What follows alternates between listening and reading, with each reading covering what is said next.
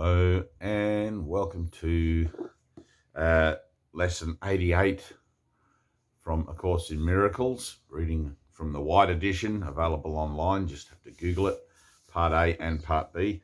We're doing the reviews, so lesson 75 and 76 today, and remember, one in the morning and one in the afternoon. So today we will review these ideas. The light has come. In choosing salvation rather than attack, I merely choose to recognize what is already here. Salvation is a decision made already. Attack and grievances are not there to choose. That is why I always choose between truth and illusion, between what is there and what is not. The light has come. I can but choose the light, for it has no alternative. It has replaced the darkness, and the dark has gone. These would prove useful forms for specific applications of this idea. This cannot show me darkness, for the light has come. The light in you is all that I would see, person's name. I would see in this only what is there.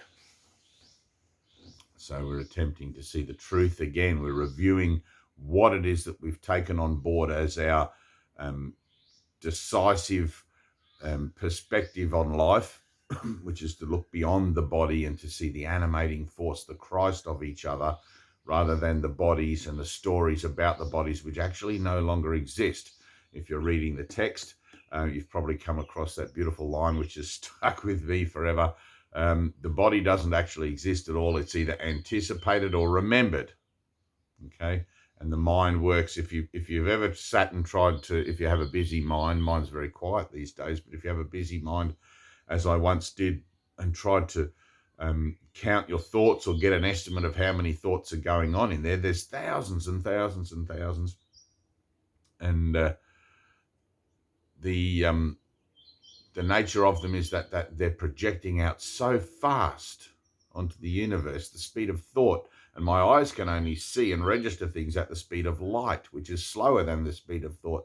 Therefore, my physical association in slow time cannot possibly comprehend the idea that I'm actually projecting out a world which I am then looking at and giving a meaning to as I see it, which is why the experience is so essential. Okay, the experience lifts you out of the temporal sequence momentarily and allows you to remember and recognize within yourself what truth is, okay, what reality is. And every time you have, let's say, a shift, a quantum shift, or a holy instant, or perhaps you might have a divine direct revelation from God to you, when that happens, you're a little less insane.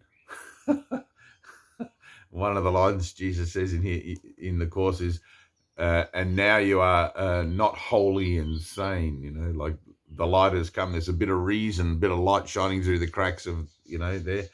So, and learning to accept it. It's like, well, the light is all there is. That's all that there is.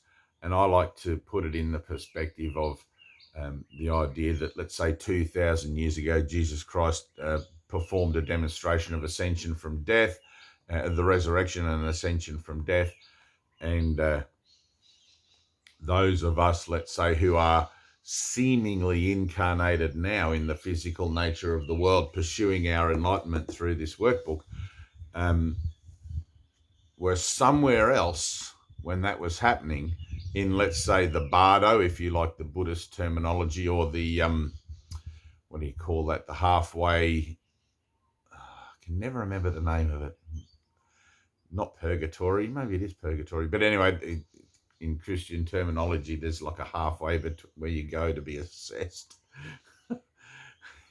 And I read a nice piece in the Urantia book, which is the Book of the Earth, about the bardo states, and you can languish there waiting for somebody to, or some couple to make you another body to enter into this experience and try again for thousands of years perhaps. But remember, time is immaterial. It's just now. And the idea of thousands of years, that, time passes differently outside of the spherical nature of time and space, or the cyclical nature of time and space. So what seems to be ages and ages and years here is just a blink in other versions of reality, or let me call it that. So we come into this framework of time and space 2,000 years post the resurrection, still believing that death is going on, because that's what our body's receptors are designed to report back to us, that everything here is dying, and unaware until now, until salvation, unaware that we're actually living in the time of resurrection, where the light has come. Right? It is in you already, and you need but accept it to discover that that's true. All right, so 76, I'm under no laws but God's. Here is the perfect statement of my freedom. I'm under no laws but God's. I'm constantly tempted. I'm constantly tempted, yes I am, to make up other laws and give them power over me. I suffer only because of my belief in them. They have no real effect on me at all. No real effect on me at all. Why? Because I'm not a body. I'm spirit. I'm whole and perfect as God created me, and it doesn't matter what I want to try to do to this body or subject its belief systems to, or ideas, subject it to my beliefs.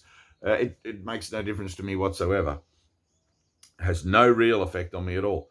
I am perfectly free of the effects of all laws save God's, and his are the laws of freedom. For specific forms in applying this idea, these would be useful. My perception of this shows me I believe in laws which do not exist. I see only the laws of God at work in this. Let me allow God's laws to work in this and not my own.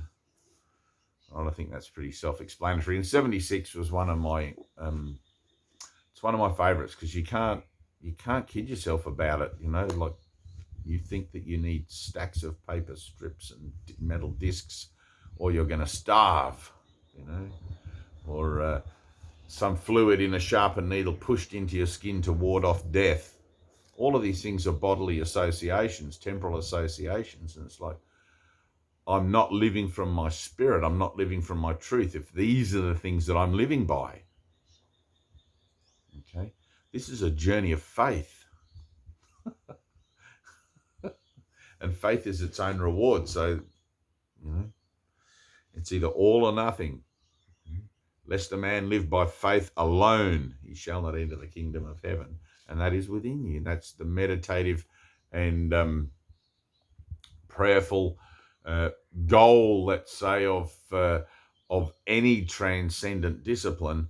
And through in this particular one, through the devotion of the principles that will bring us to a state of perfect inner peace, it will allow us to true up and connect with, or be able to accept what it is that is within us, that is a singular vibratory expression of the divine, so that we can see it in ourselves and in everyone.